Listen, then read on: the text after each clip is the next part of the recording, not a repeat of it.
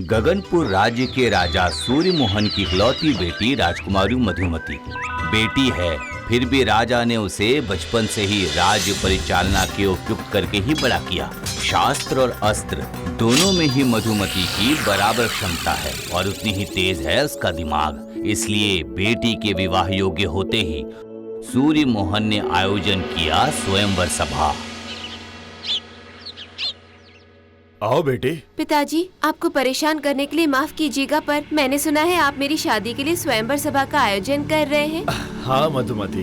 मेरी शादी के लिए उपयुक्त राजपुत्र मैं खुद ही ढूंढना चाहूंगी पिताजी। ये क्या, राजकुमारी होकर तुम खुद जाओगी खुद के लिए पति ढूंढने? जी पिताजी, आपने ही तो मुझे सिखाया है कि यथार्थ इंसान कैसे चुना जाता है। ठीक है, तुम अपना जीवन साथी खुद ही ढूंढना चाहती हो, ये उत्तम प्रस्ताव है। तो फिर मैं सैनिकों को तैयार होने के लिए कहता हूँ। नहीं पिताजी, मैं एक साधारण लड़की बन के ही जाना चाहती हूँ, तभी सबकी असलियत नजर आएगी। राजकुमारी बनकर जाऊंगी तो मेरे सामने सब अच्छा बनने का नाटक करेंगे।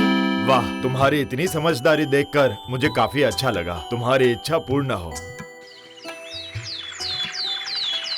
अगले दिन सुबह मधुमती साधारण पोशाक और बिना श्रृंगार के निकल पड़ी राज्य भ्रमण में।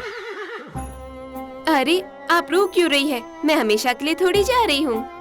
ठीक है, संभल कर जाना बेटी, संभल कर। चिंता मत कीजिए पिताजी, योग्य वर को साथ में लेकर ही वापस लौटूंगी।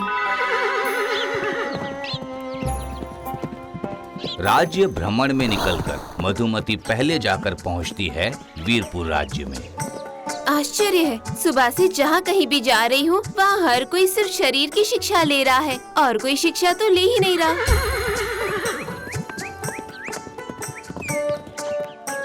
प्रणाम महाराज। प्रणाम। आपका परिचय? मैं एक व्यापारी हूँ, आपके राज्य में व्यापार करना चाहती हूँ, आपकी अनुमति की जरूरत है। अच्छा, आप एक नारी होकर व्यापार करेंगी? क्यों, नारी व्यापार नहीं कर सकती है क्या?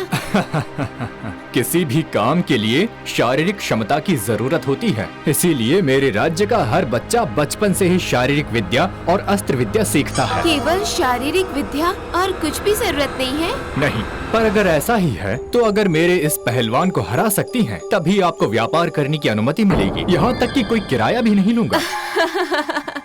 ठीक है, ऐसा ही होगा। मैं कल ही आ जाऊंगी यहाँ पर, और आप गलत हैं ये भी साबित कर दूंगी मैं आपको। चलती हूँ। अगले दिन सुबह मधुमती लौट आई एक कुश्तीगीर को साथ लेकर। महाराज, ये है काशिम, मेरा कुश्तीगीर। ये लड़ेगा कुश्ती? हाँ काशिम भाई, अगर आप राजा के इस कुश्तीगीर को हरा देंगे तो आपको बहुत सारा पैसा दूंगी।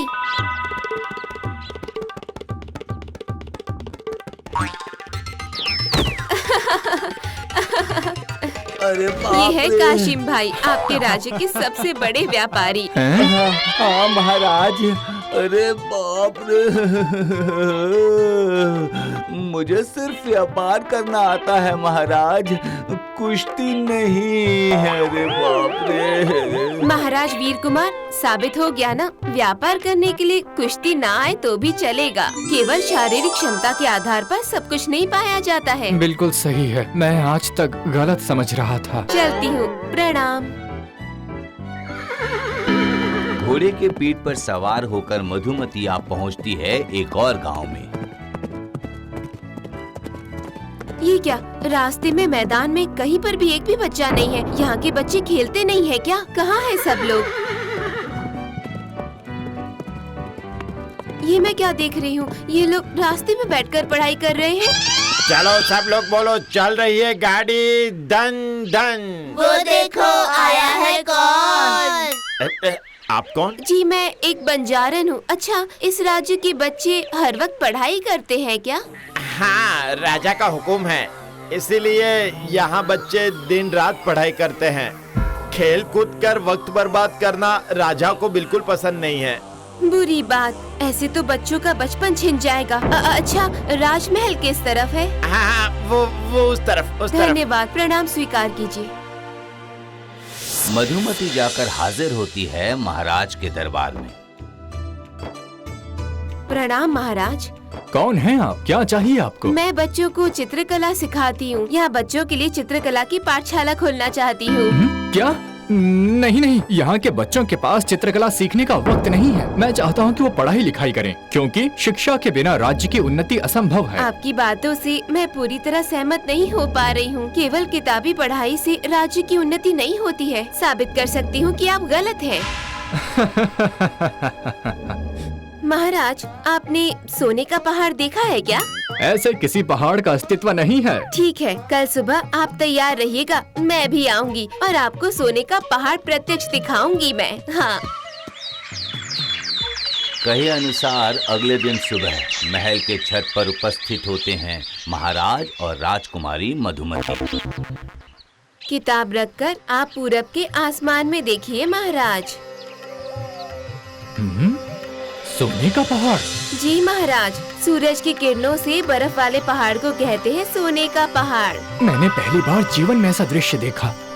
आपका बहुत शुक्रिया। किताबें पढ़ने के साथ साथ अपने चारों ओर देखना, जानना और अनुभव करना भी जरूरी है महाराज। हाँ हाँ, बिल्कुल सही कहा आपने। आप प्रकृति का आनंद लीजिए, मैं चलती हूँ।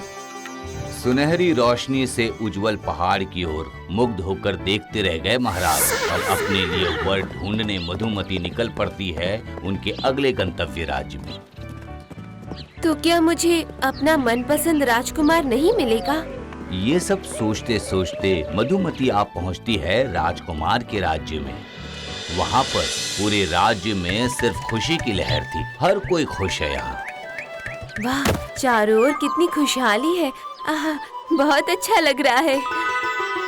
आप लगता है इस राज्य में आप नई हैं। हाँ, मैं दूसरे राज्य से आई हूँ। उद्देश्य? जो मेरे बूढ़े पिताजी के साथ समय बिता सके, बस एक ऐसा अच्छा समझदार साथी खोजने निकली हूँ मैं। वाह वाह, बहुत अच्छे बहुत अच्छे। तो अभी के लिए मैं ही आपको इस राज्य की सैर करवाता हूँ। उसके बाद आप ही तय कीजिए कि मैं आपके पिताजी का साथी बन सकता हूँ या नहीं। ठीक है, तो फिर चलिए। तुम सब इस तरह डाक बॉक्स में चिट्ठी क्यों डाल रहे हो? हम सब इसी तरह से तो शिकायत करते हैं। इस राज्य में 8 से 80 सबको शिकायत करने का अधिकार है। ये तो बहुत ही अच्छा इंतजाम है। ऐसी सोच तो मैंने पहले कभी नहीं देखी।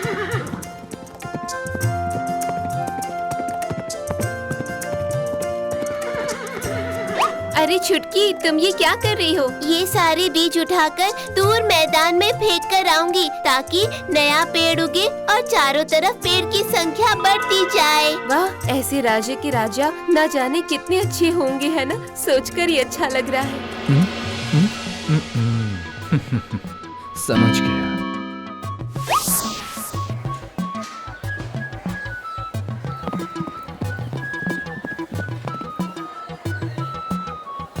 जी प्रणाम। सब कुछ ठीक है ना? जी हाँ। आपका परिचय?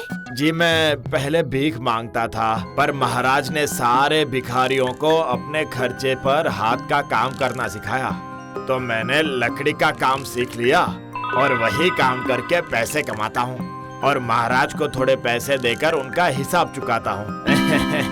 प्रणाम। मैं चलूं? वाह, ये तो बहुत अच्छा काम है। सुनिए, मैं आपके राजा से मिलना चाहती हूँ। हाँ, पर वो तो इस वक्त विदेश गए हुए हैं। मेहमान आने पर उनकी देखभाल की जिम्मेदारी मेरे ऊपर ही होती क्या? है। तो क्या महाराज से मुलाकात नहीं हो पाएगी? देखिए, अगर जल्दी वापस आ जाते हैं तो चलिए, पूरा दिन घूमकर आप काफी थक गई होंगी, थोड़ा आराम कर लीजिए। वो युवक मधुमती को लेकर गया एक साधारण से कुटिया में। ये लीजिए लीजिए, खाना खाइए। अरे ये क्या है? जी, पानी वाला चावल। आप लोग मेहमान को पानी वाला चावल खिलाते हैं? हम लोग खुद भी यही खाते हैं। वो युवक अपना खाना लाकर मधुमती के साथ ही खाना खाता है।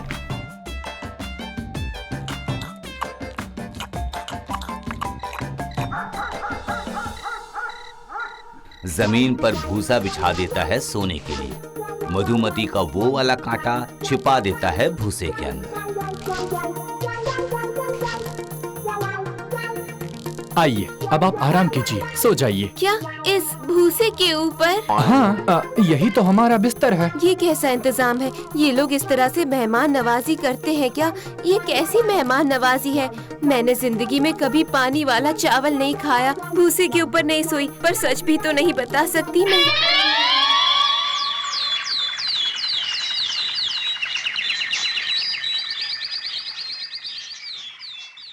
ये क्या मेरे बालों का कांटा कहाँ चला गया?